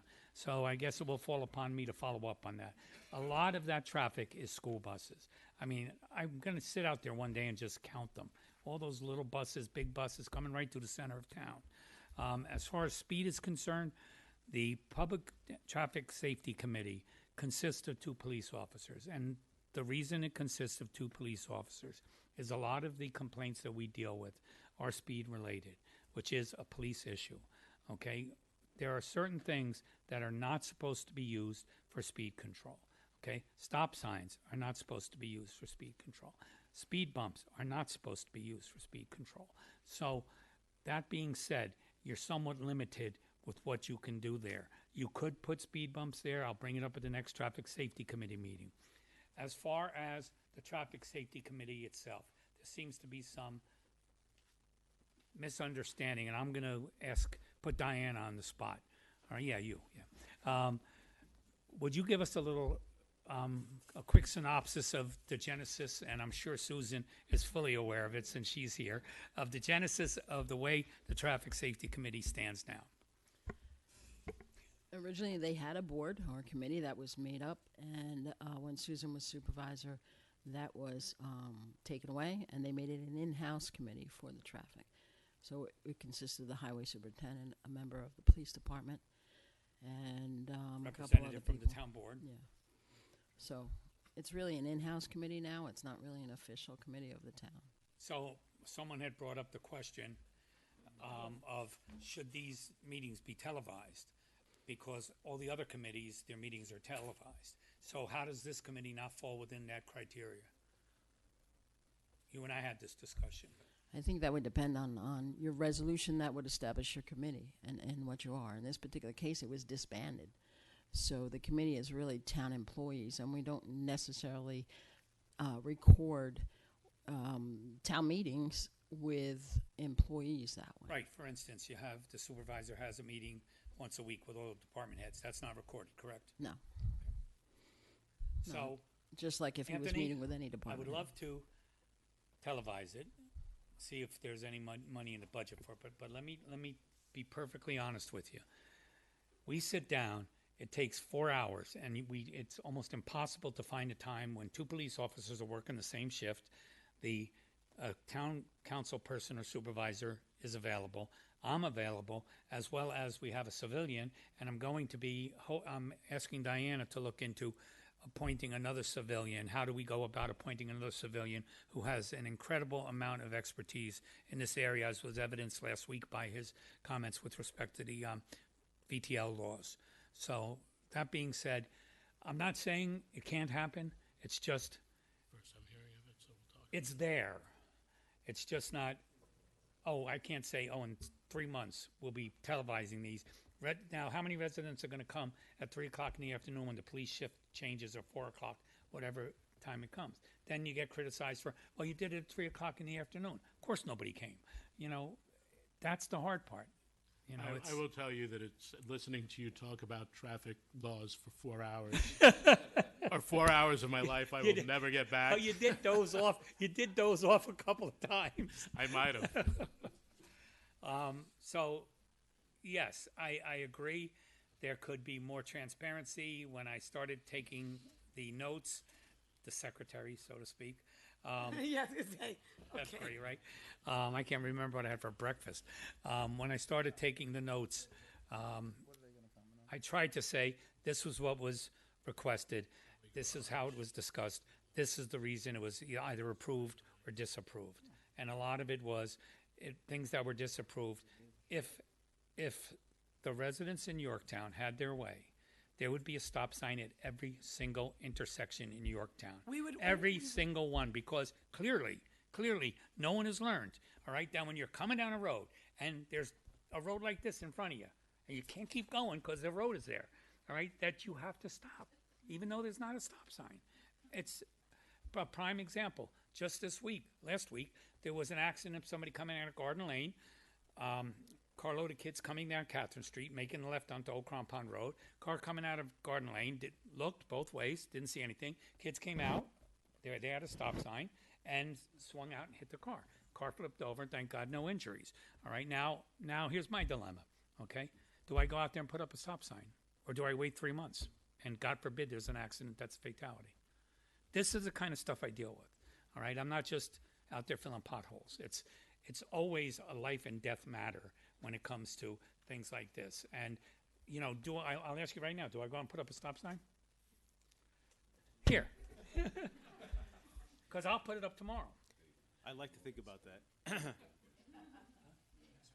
Oh, yeah. Wait, I wanted to answer. I said I'd like to think about it. Well, what's our liability? Now, here the way I look at it is, I have another resident who wants me to put 2 stripes going into Suburban Liquor, okay, off of Downing, because people are not adhering to their side of the road. It's private property. wild I there. cannot go in there and do that.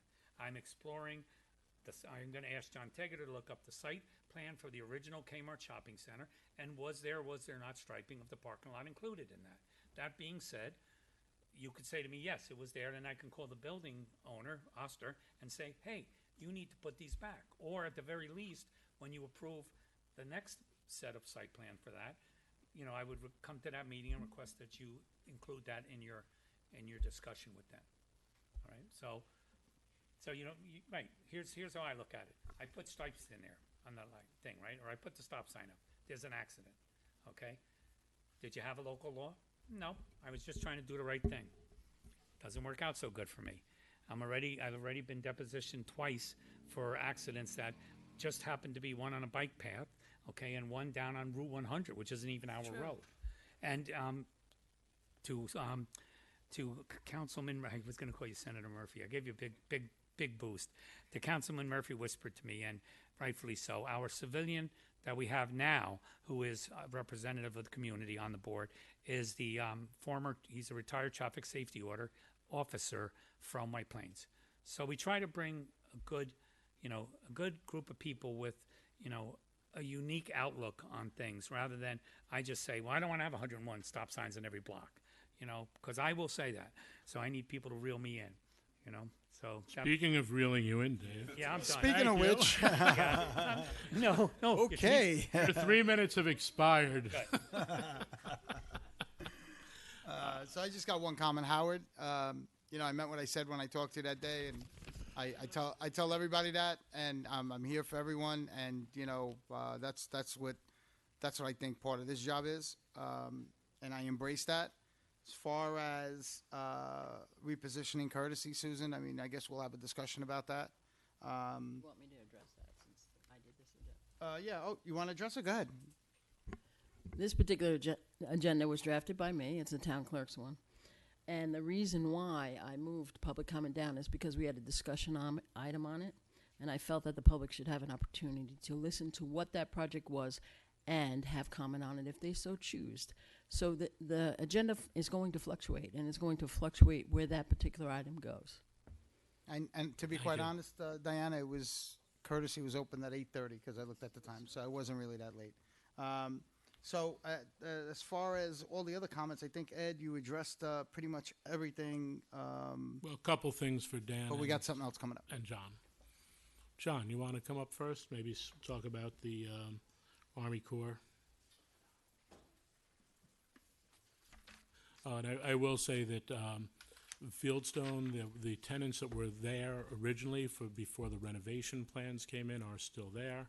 Renovations were being, any renovations made were being inspected and legalized through the building department as per his last report. John? Okay. Well, to the extent that I understood the comment or question was there is some sort of contradiction between what was said at a meeting by myself and what showed up in our memo to another applicant, I don't find that there is any contradiction.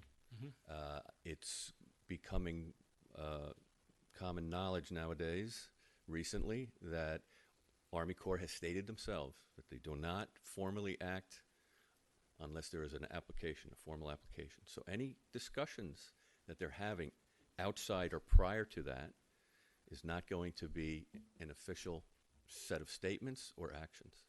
That comes from Army Corps, which I think you can follow that if you send them something, if you refer a project to them and they do not have a formal application from an applicant, anything that they say is not going to be part of that set of record pursuant to their official action on an application. I don't think there's any contradiction in when I said that at the last meeting and what shows up in the memo to Toll Brothers. What shows up in the memos in Toll Brothers, as was stated, was that it's our belief that Army Corps will not act on under SECRA unless there's a formal application, which Army Corps has basically said themselves. They've also said it to members of the community who called and spoke with Army Corps and emailed Army Corps beginning in 2021, May of 2021. Those very things were said to those folks who either called or emailed. So I don't know where the question continues to arise. So the point that in the memo for Toll Brothers was the advice is put in a formal application so that you're getting some better knowledge so that when your project is over, you're not starting from scratch with another agency. Just as an example, the Underhill, this project here, Underhill, they have not received DEP approval. They received planning board approval in last July, so it's, what, eight to 10 months hence. Not uncommon at all. It's because DEP, like most of the other involved agencies, don't begin they don't roll up their sleeves and look at your application with seriousness until the secret process is closed. So that's what these agencies are doing. That's their practice. It's pretty well known. What happened recently with Army Corps bears that out. I don't know how much more times we have to answer it. But. I appreciate it, John. Thank you.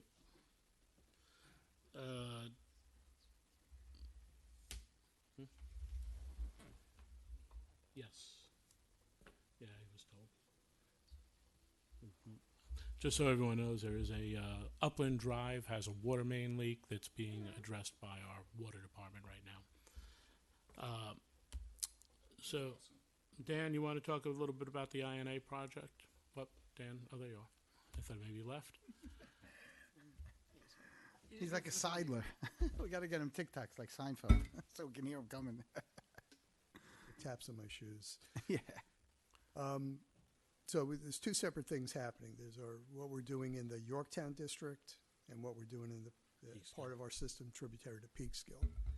So in Peekskill, we completed an I&I study which identified a couple of areas as being problematic and being outside of the range of permissible inflow and infiltration based upon flow meters that were deployed throughout the system. So that's the I&I part. So now the next part is the Sewer System Evaluation Study, or SSES. So we've gotten started on that. We've made a number of repairs, but the one mini area in which the Toll Brothers project happens to be is one of those areas. So one of the, often when an applicant comes in, we don't look for them to mitigate on sewers because we have capacity available. In this case, the pump station is getting stressed out, so we took it as an opportunity to have them participate. So they're doing some manhole inspections. We'll be doing some television inspections, which all fall under the framework of what you do in an SSES program. Also, we may have to do smoke testing, but the objective would be when large, so Toll Brothers did some flow monitoring. They're going to do manhole evaluations, and the next thing will be, once we identify some large sources of I&I, their obligation to mitigate the impact of their project is to repair We don't know the number yet, but their obligation would be to repair leaks at a ratio of 1.5 times the flow that we compute that they would generate. So it's basically we're doing it within the framework of seeker. It's a mitigation. And part of the secret plan. Correct. Thank you. Okay. You guys have anything else? No, I'm just looking at that repair. All right. Let us move on then.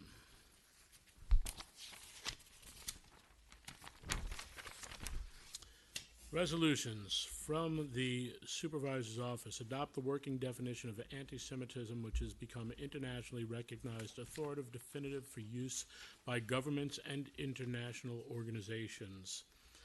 You know what? This is important enough in today's atmosphere that I think we should read this.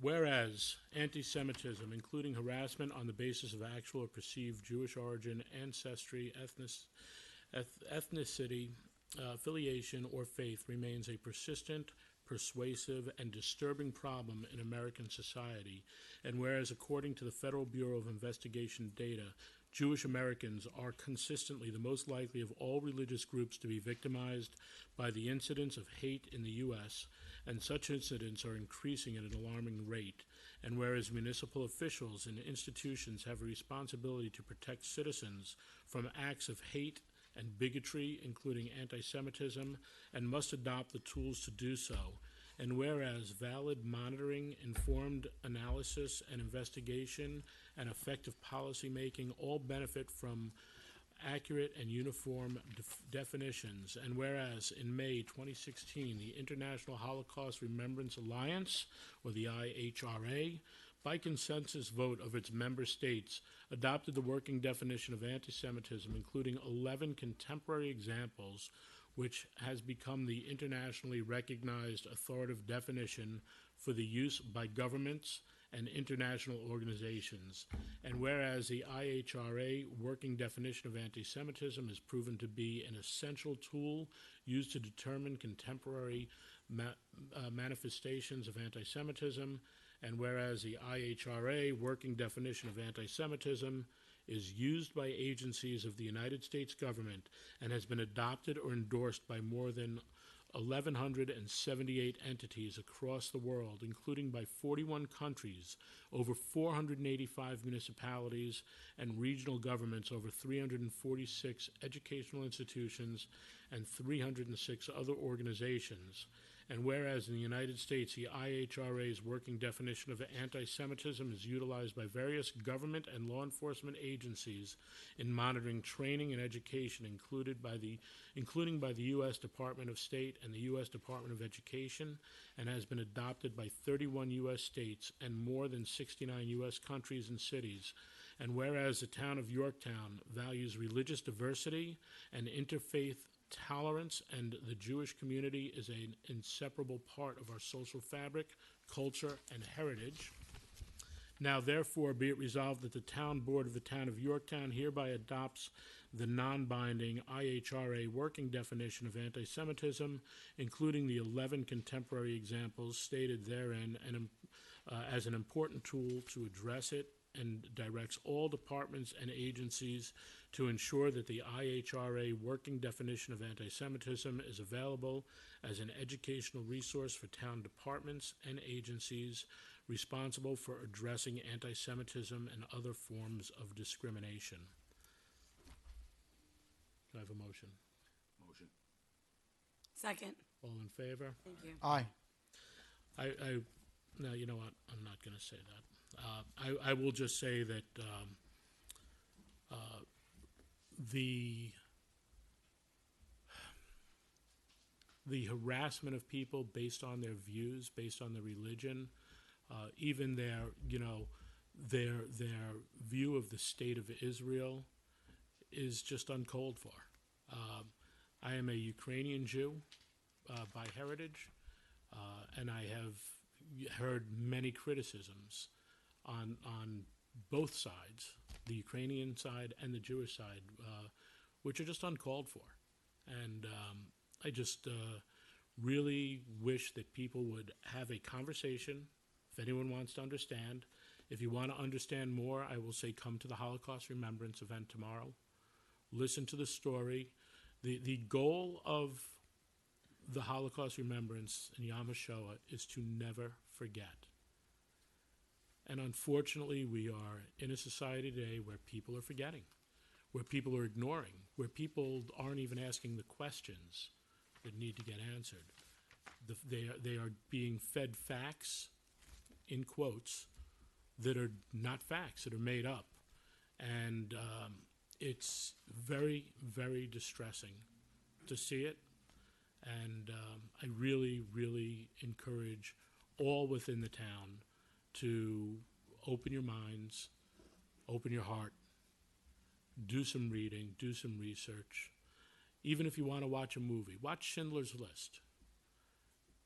There are many examples out there that demonstrate what anti-Semitism leads to. And if you don't think that it could happen today, and it's not just anti-Semitism, by the way, but there are areas in the world. You look at the Uyghurs that are in China. They're Muslims that are being kept down. There are people all over. Genocides happen, and we need to always be aware, and we need to always be alert, and we always need to fight it. All right. Thank you for letting me get on my soapbox a little bit. Pontificate. Yes. From the Engineering Department, authorize the controller to release the erosion control bond for stormwater permit FSW PPP 042-20 in the amount of $1,400 to Joe Bellamy Construction, Inc. Authorize the controller to release the performance bond in the amount of $1,000 to Yorktown Auto Body, 1789 Front Street, Yorktown Heights, New York. Authorize the controller to process the following budget transfer for payout to O'Connor Davies for a comprehensive cyber assessment and additional funding for payments for cybersecurity enhancements that are noted in the agenda. Approve the annual review of the general fund balance and commit available funds to certain projects. So, as I explained to each of you separately earlier, we did a review of where the general fund balance is. I spoke with our accountant, Alan Cassay, and we, again this year, were able to pick up more money in our controls. So we wanted to move over and commit some of this money to some projects that are outstanding, some equipment that is well needed, to improvements within our parks for some contractual obligations, medical retirement obligations, which went up this year tremendously, and some work in our buildings, especially some pointing on the Albert A. Capellini Community Cultural Center, which can do some terrific damage to that building, which is one of our landmarks in town.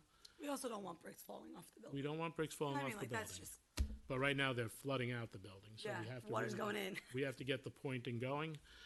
Did anyone have any questions, comments on any of the stuff that we had put forward? No, I'm happy we're infusing it back into the community. I mean, that's just, We're supposed to do. that's right. yeah, we're not a savings account. We're gonna make this town beautiful. And I will say, as we spoke about during the election campaigns and all of that, there was a lot of question about fund balance. And as explained in 2020, with not only projects stalled, but we did not know what was going to happen to our income, whether it was through the mortgage taxes, whether it was through the sales tax, as all businesses were closed. So there was a very, very conservative, cautious atmosphere in what was spent and what was done. I think that this was for the better of the town. Hindsight's 2020. We did better than expected, but now as we are out of COVID and we have these projects lingering and moving, we want to really get moving on them. So I thank the board in advance if this does pass. I know you were all pretty much in favor here. So it's important that, as you said, we're not a savings bank. As my mother-in-law said, I'm 88 years old. Don't keep my money. Use it so I can enjoy it while I'm here. So, you know what? She's absolutely right, and that's what we're doing. All right, then we also are going to authorize the controller to process the following budget transfer for the highway department, the 375 into the capital project. And Dave, if you can talk to the rest of the board about the other project that was there, let them take a look at it, even though we're moving the money. Which other project? The highway garage. The previous Yeah, grant? yeah, make sure you talk to them. Okay, and let so them- this was Well, no, to- if you could do that offline. Oh, okay. One at a time. I don't need you going on a 40 Come on, let me minute- ramble No. on a little bit. He I've wants almost to get on his finished- soapbox. I've almost finished all my Tic Tacs. Go ahead, I'm all Ed. wired up now. Okay. We're also going to authorize the supervisor to sign a release with Sedgwick Claims Management Services, Inc., the claims manager for Verizon, in exchange for a settlement payment. And that is compensate for damages to a highway department tree truck caused by Verizon's low-hanging wires. I will also point out that by mid-May, Dave, they will be taken care of. I don't know if anyone goes down the end of Gomer Street. They had the wires that have been hanging in this poor person's yard for 5 years. Years. And I have been in contact with Con Ed and Verizon, and not only are they going to be able to get the wires out, they're going to take the pole off. They have a new way of routing it. So by mid-May, we should not be seeing that hanging down there. Poor resident. And that's also. Kudos to you for. I was You're both reaching out at the same time to two different groups. Yeah. Both apparently it's Verizon's issue. Yeah. The pole's Verizon's pole, Yep. and you know, That's the best. The poles, the wires, they belong to well, somebody everything else. belongs to somebody else. Yeah, so that will be gone too. So we're getting some results out of them, and I'm glad you're getting your settlement payment.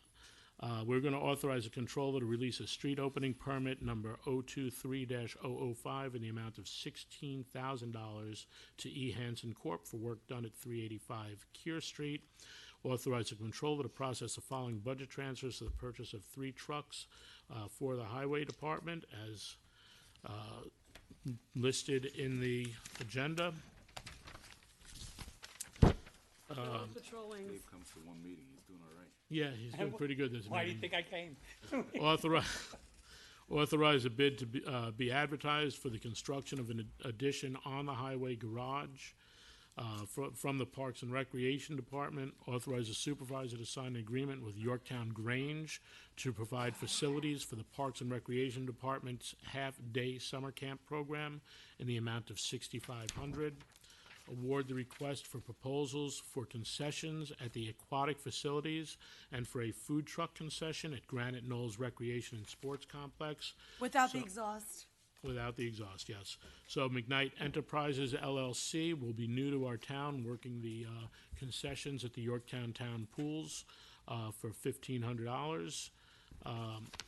And then O'Neill Concessions will be paying $300 for the food truck concessions at Granite Knolls, and part of their proposal is adding electric, so they do not have to run the generators. The ice cream trucks in particular that they have run on a diesel generator, and it'll They be run nice. all day long too, so that's a big thing. Yep. Very good. So that's a nice little proposal there. We're going to approve change order number 1, bid for the pool pump and motor rebuild for the Brian J. Slavic Aquatic Facility in the amount of $300. We are going to, from the Section 8 office, we are going to authorize the supervisor to renew an agreement with CVR Associates, Inc. for housing quality standard inspections for the Section 8 Housing Choice Voucher Program. And we are going to authorize, for the Senior Services and Nutrition, authorize town supervisor to sign an intermunicipal agreement with Westchester County to provide transportation services for seniors. And can I have a motion? Motion. All in favor? Aye. One more time before we take a motion to adjourn, to all of our moms out there, a very special Mother's Day. Please enjoy it with your families, and or if your family isn't local, your friends. I was surprised at my inauguration this Friday. My daughter made it in for the inauguration, and from Germany, on her way up to Connecticut for a baby shower. She came in from Germany to go to Connecticut. Well, stopped to say hi. she's spending time, and she'll be with us for Mother's Day, so And a she very made it just in special the nick Mother's of Day time. from her. She did. She made it pulled just up at 4:30. She came in hot. So can I have a motion to adjourn? Lou? Motion. All in favor? Aye. Aye. Good night, Yorktown. Good night, Yorktown.